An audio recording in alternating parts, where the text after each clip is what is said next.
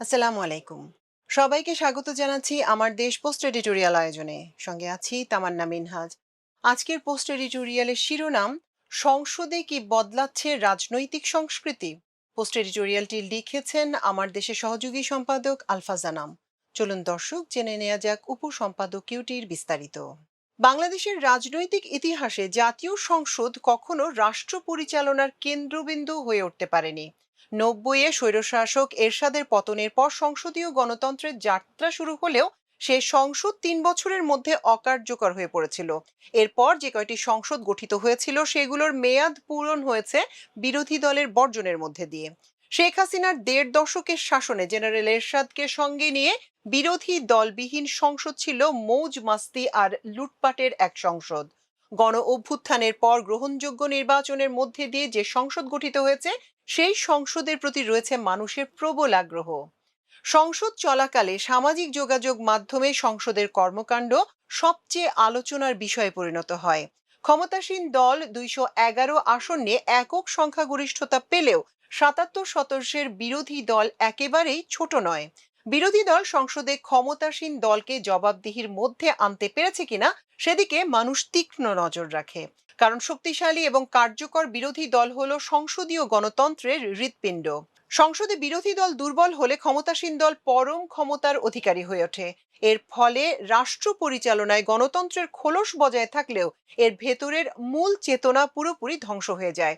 British রাজনীতিবিদ Lord অ্যাক্টনের একটি বিখ্যাত উক্তি হলো, ক্ষমতা মানুষকে দুর্নীতিগ্রস্ত করে আর চরম ক্ষমতা মানুষকে চরমভাবে দুর্নীতিগ্রস্ত করে। সংসদে বিরোধী দল যদি কোনো কারণে দুর্বল হয়ে পড়ে, তখন রাজনৈতিক ভারসাম্য নষ্ট হয়। গণতন্ত্র কার্যত একদলীয় বা কর্তৃত্ববাদী ব্যবস্থায় রূপ নিতে শুরু করে। কার্যকর গণতান্ত্রিক রাষ্ট্রে ক্ষমতাসীন দল এবং বিরোধী দলের মধ্যে তীব্র রাজনৈতিক প্রতিযোগিতা থাকাটা স্বাভাবিক এবং তা কাম্যও বটে। তবে রাষ্ট্রের স্থিতিশীলতা, উন্নয়ন এবং জনগণের মৌলিক অধিকার সুরক্ষার স্বার্থে কিছু মৌলিক ইস্যুতে দুপক্ষের মধ্যে ন্যূনতম বিষয় ঐকমত্য থাকা অপরিহার্য। সাধারণভাবে একটি গণতান্ত্রিক রাষ্ট্রে ক্ষমতাসীন ও বিরোধী দলের মধ্যে কিছু মৌলিক বিষয় ঐকমত্য থাকে, যেমন অসাংবিধানিক উপায়ে ক্ষমতা দখলের চেষ্টা না করা এবং জনগণের অবাধ, সুষ্ঠু ও নিরপেক্ষ ভোটের মাধ্যমে ক্ষমতা পরিবর্তন হবে, এই গণতান্ত্রিক দর্শনে উভয় পক্ষের বিশ্বাস রাখা। এছাড়া নির্বাচন কি পদ্ধতিতে অনুষ্ঠিত হবে এবং কিভাবে তা সবার কাছে গ্রহণযোগ্য ও নিরপেক্ষ করা যাবে সে বিষয়ে একটি স্থায়ী, সর্বসম্মত আইনি কাঠামো বা সমঝোতা থাকা। এছাড়া দেশের ভূখণ্ড, সার্বভৌমত্ব এবং দলীয় নিরাপত্তার প্রশ্নে কোনো দলীয় রাজনীতি থাকবে না। বহিঃশত্রুর আক্রমণ বা জাতীয় সংকটে উভয় দল একযোগে কাজ করবে। দীর্ঘমেয়াদী পররাষ্ট্রনীতির মৌলিক দিকগুলো সরকার পরিবর্তনের সঙ্গে সঙ্গে যেন বারবার বদলে না যায় সে ব্যাপারে প্রধান দলগুলোর মধ্যে ঐক্য থাকা প্রয়োজন। দেশের অর্থনৈতিক ও কৌশলগত স্বার্থ রক্ষায় বৈশ্বিক মঞ্চে উভয় পক্ষ এক সুরে কথা বলবে। মোটা দাগে ক্ষমতায় কে থাকবে তা নির্ধারণ করবে জনগণ, কিন্তু রাষ্ট্রের মৌলিক কাঠামো কিভাবে চলবে তা নিয়ে ক্ষমতাসীন ও বিরোধী দলের মধ্যে একটি অলিখিত চুক্তি বা সাধারণ ঐকমত্য থাকা জরুরি। এটি না থাকলে রাষ্ট্র প্রতিনিয়ত রাজনৈতিক অস্থিতিশীলতার মুখোমুখি হয়। এবারে জাতীয় সংসদে দুটি অধিবেশন হয়েছে।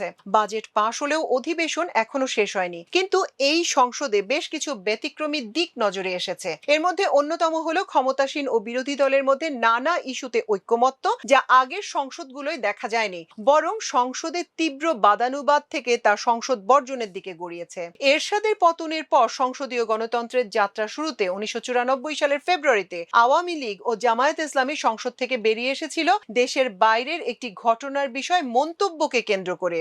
এবছরের ফেব্রুয়ারিতে ফিলিস্তিনের হেব্রনে ইব্রাহিমী মসজিদে ইসরায়েলি সেটেলাররা গুলি চালিয়ে শতাধিক ফিলিস্তিনিকে হত্যা করে। হেব্রন হত্যাকাণ্ডের পর জাতীয় সংসদে বিরোধী দলের সদস্যরা পয়েন্ট অফ অর্ডারে দাঁড়িয়ে ইসরায়েলি বাহিনীর এই নৃশংসতার বিরুদ্ধে জাতীয় সংসদে একটি নিন্দা প্রস্তাব গ্রহণের দাবি জানান। তৎকালীন সরকারি দল বিএনপি এই প্রস্তাবটি গ্রহণ করতে বা নিয়ে আলোচনা করতেও অস্বীকৃতি জানায়। এ নিয়ে বাকবিতণ্ডা চলাকালে তৎকালীন সরকারের তথ্যমন্ত্রী ও বিএনপি নেতা ব্যারিস্টার নাজমুল হুদা বিরোধী বিরোধী দলের এই দাবিকে কটাক্ষ করে তারা হঠাৎ করে মুসলমান হয়ে গেছে বলে মন্তব্য করেন। মন্ত্রীর এই আপত্তিকর মন্তব্যে ক্ষুব্ধ হয়ে বিরোধী দলীয় এমপিরা তীব্র প্রতিবাদ জানান। পরে তারা সংসদ থেকে ওয়াকআউট করেন। হেবরন হত্যাকাণ্ডের নিন্দা প্রস্তাব ঘিরে তৈরি হওয়া বিতর্ক ও সংসদ বর্জনের পর তারা আর সংসদে আসেননি। অবশ্য আগে থেকে বিরোধী দল তত্ত্বাবধায়ক সরকার প্রতিষ্ঠার দাবিতে আন্দোলন করছিল, কিন্তু এই মন্তব্য থেকে বিরোধী দল সংসদ থেকে বেরিয়ে গিয়েছিল। আসলে ব্যারিস্টার নাজমুল হুদার মন্তব্যটি ছিল সংসদ বর্জনের ওসিলা মাত্র। ওয়াকআউটের পর বিরোধী দল আবার সংসদে ফিরে আসতে পারত, কিন্তু বিরোধী দল সংসদের চেয়ে রাজপথের আন্দোলন বেছে নিয়েছিল। ফলে গণতন্ত্র প্রাতিষ্ঠানিক রূপ পাওয়ার সম্ভাবনা নিয়েও সংসদটি বিরোধী দলবিহীনভাবে মেয়াদ পূরণ করে। আবার বিএনপি 1996 সালের 12 ফেব্রুয়ারি আরেকটি নির্বাচন করে যে সংসদে তত্ত্বাবধায়ক সরকার প্রতিষ্ঠার দাবি মেনে নিয়ে সংবিধান সংশোধন করেছিল, তা আগের সংসদে বিরোধী দলের দাবি মেনে নেয়ার মধ্যে দিয়ে পূরণ করতে পারত। নির্বাচন নিয়ে জাতীয় ঐক্য ও সৌহার্দ্যপূর্ণ সম্পর্কের অভাবের কারণে সে সময় সংসদীয় রাজনীতি ব্যর্থ হয়ে পড়ে। সংসদীয় রাজনীতির অতীত অভিজ্ঞতা এবং বিরোধী দলহীন সংসদের ইতিহাস থেকে বর্তমান সংসদের শিক্ষা নেওয়ার সুযোগ রয়েছে। আমরা দেখছি এবারের সংসদে সরকারের পররাষ্ট্রনীতি ও বেশ কিছু অর্থনৈতিক নীতিতে ক্ষমতাসীন দলকে বিরোধী দল সমর্থন দিয়েছে। প্রধানমন্ত্রীর মালয়েশিয়া ও চীন সফরের পর ধন্যবাদ প্রস্তাবে সমর্থন করেছে বিরোধী দল। বিরোধী দলের সদস্যদের প্রধানমন্ত্রী যেমন প্রশংসা করতে দেখেছি, তেমনি বিরোধী দলের নেতার প্রশংসা করছেন ক্ষমতাসীন দলের সংসদ সদস্য ও সংসদ নেতা। বিরোধী দলের নেতা সংসদ কার্যকর রাখতে গিয়ে একাধিক প্রস্তাব দিয়েছেন। স্পিকার নিজেই বলেছেন তিনি অতীতে কখনো বিরোধী দলের নেতার দিক থেকে প্রস্তাব দিতে দেখেননি। এমন সংস্কৃতি অতীতের সংসদগুলোই দেখা যায়নি। তবে ফ্যাসিবাদী প্রচারবিদরা বলছেন এই সংসদ হাসিনা আমলের মতো আওয়ামী লীগ জাতীয় পার্টির হালুয়া রুটির সংসদের আরেকটি রূপ। আসলে সংসদীয় রাজনীতির সহাবস্থানের সৌন্দর্য এদেশের মানুষের কাছে অনাবিষ্কৃত রয়ে গেছে। ফলে এ ধরনের চর্চা নিয়েও অনেকের মধ্যে সন্দেহ আর অবিশ্বাস তৈরি হয়। এই সংসদে ক্ষমতাসীন ও বিরোধী দলের বিভিন্ন ইস্যুতে ঐকমত্য থাকলেও বিরোধী দল শুরুতে স্বতন্ত্র বজায় রাখার চেষ্টা করেছে। বিরোধী দল যে হাসিনার আমলের মতো গৃহপালিত বিরোধী দল হবে না তার ইঙ্গিত দিয়েছে।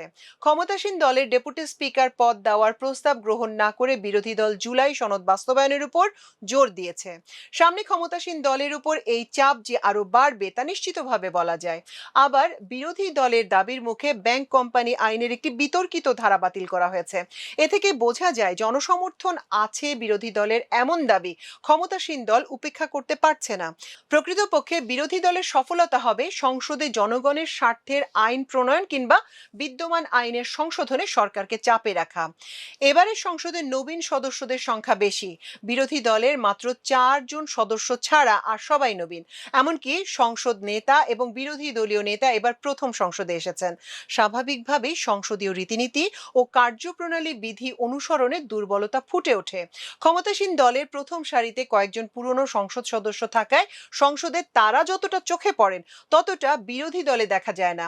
ফলে সংসদীয় বিতর্কে এক ধরনের অসম অবস্থান যেন দেখা যায়। বিরোধী দলের তরুণ সদস্যদের এই দুর্বলতা কাটিয়ে ওঠার দিকে মনোযোগ দেওয়া উচিত।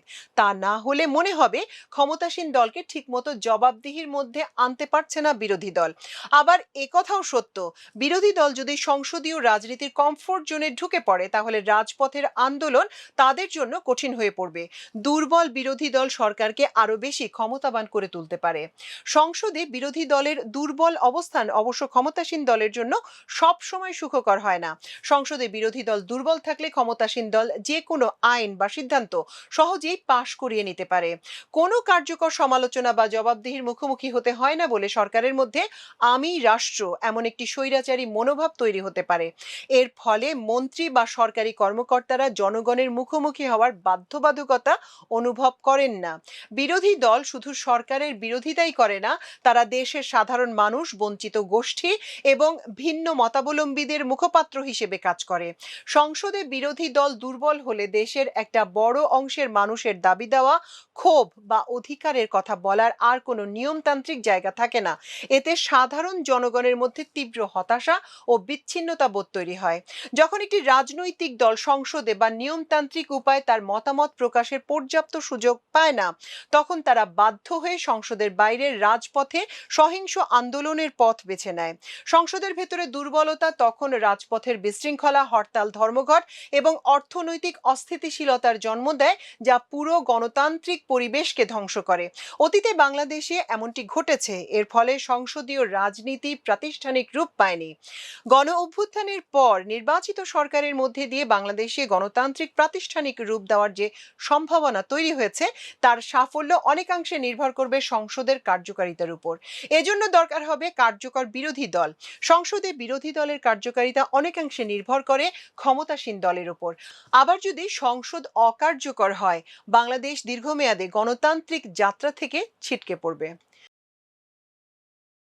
দর্শক, এই ছিল আমাদের আজকের উপসম্পাদকীয় আয়োজন। এতক্ষণ সঙ্গে থাকার জন্য অশেষ কৃতজ্ঞতা। আল্লাহ হাফেজ।